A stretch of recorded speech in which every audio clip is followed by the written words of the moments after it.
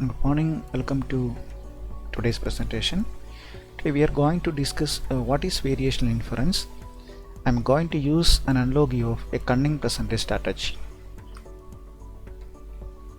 Agenda of this session: an analogy and formal definition, need of this approach, concept of variational inference, how it differ from other sampling technique, and finally applications of this variational inference in machine learning. Our goal is to overcome the low speed probabilistic sampling techniques. That means the probabilistic sampling techniques are very effective in formulating probability distribution of samples, especially sample parameters, but the speed of convergence of these algorithms are relatively very low. So we try to improve the speed of this learning process by compromising a significant level of accuracy. That means here we are going to use an approximation method. Analogy: this variational inference is like a strategy adopted by a very smart presenter when someone asks a tough question. Suppose in a presentation time, someone in the audience asks the presenter a very difficult question to answer.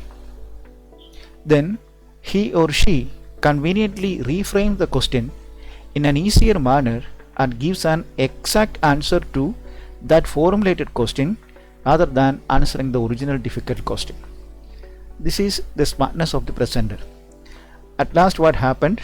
The person who asked the question may forget what is the real question. In that way, the presenter can twist the question and answer to that question somehow. Then what is variational inference? The variational inference is a machine learning method. Basically, it is used to approximate the probability densities through optimization. That is the key point. It is an optimization problem, actually a minimization problem, to find and approximate the probability densities of the parameter distribution. In context Bayesian models, it approximates the posterior distributions by selecting a parameterized family of probability distributions and then using the Kullback-Leibler divergence. Find the member closest to the target. This is the basic idea. Instead of formulating a probability distribution to the parameter distribution, it tries to identify a family of simple distributions. Then, using this distribution, this variation inference try to approximate the probability distribution function of original data points or original samples.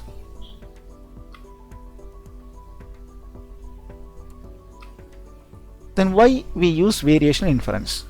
In most of the latent variable models, the scaling evidence or the marginal distributions are intractable.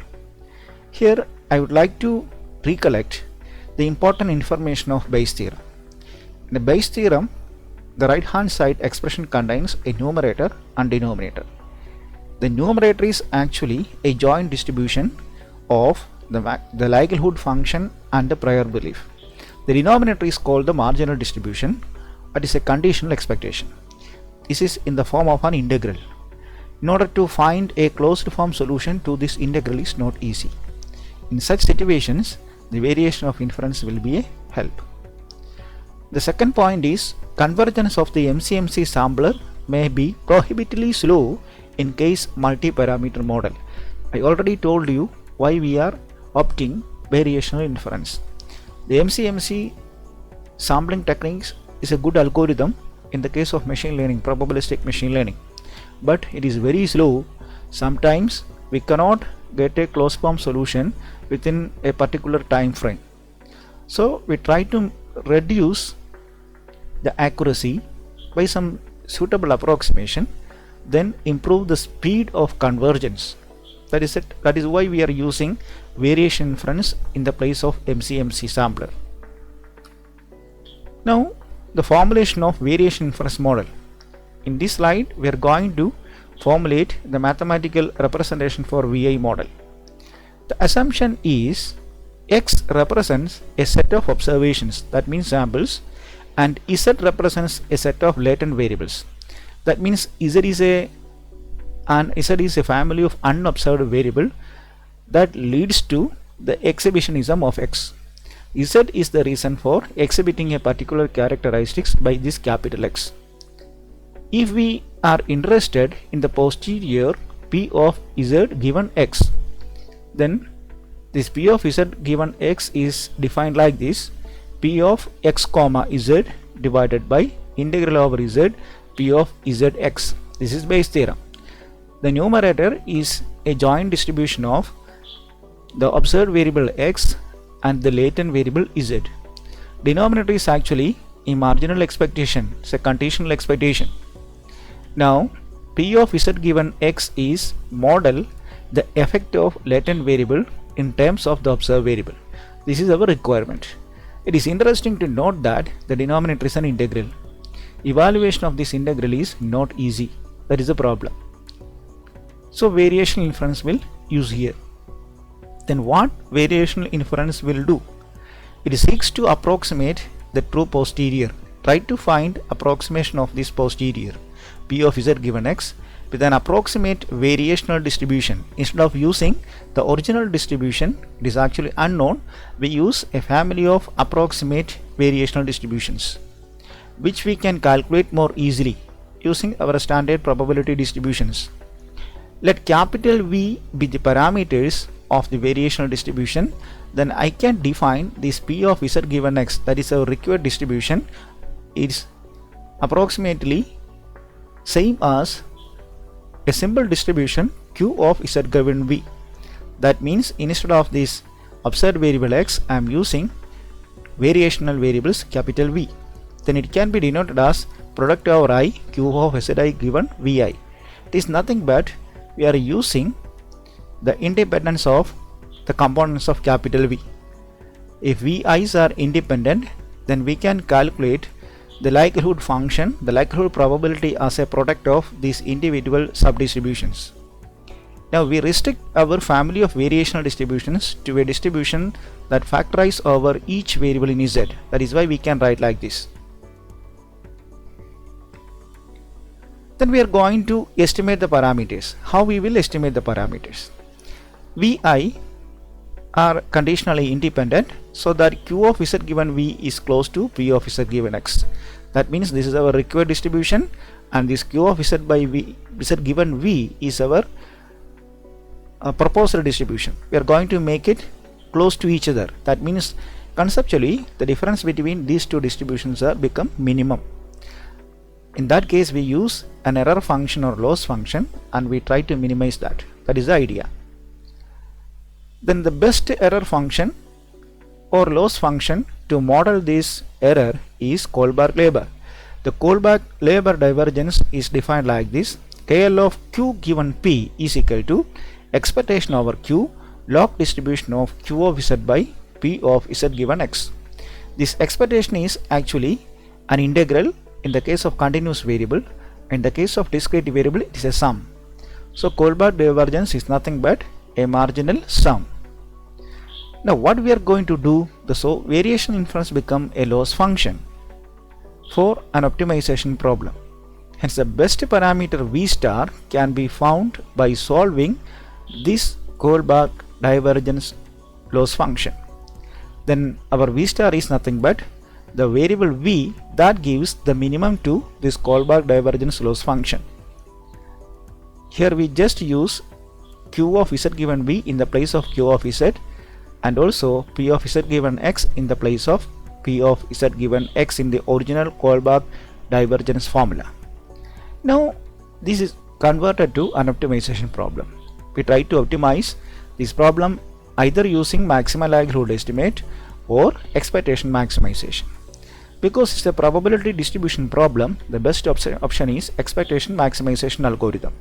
So we get an approximate posterior distribution, that is in terms of this V, such that this Q of Z given V is almost same as P of Z given V in probability. Here the Kohlberg loss function is like this. This is one of the useful loss function that we are generally applying in neural network theory. Now we are going to discuss the advantages of variation inference in nutshell.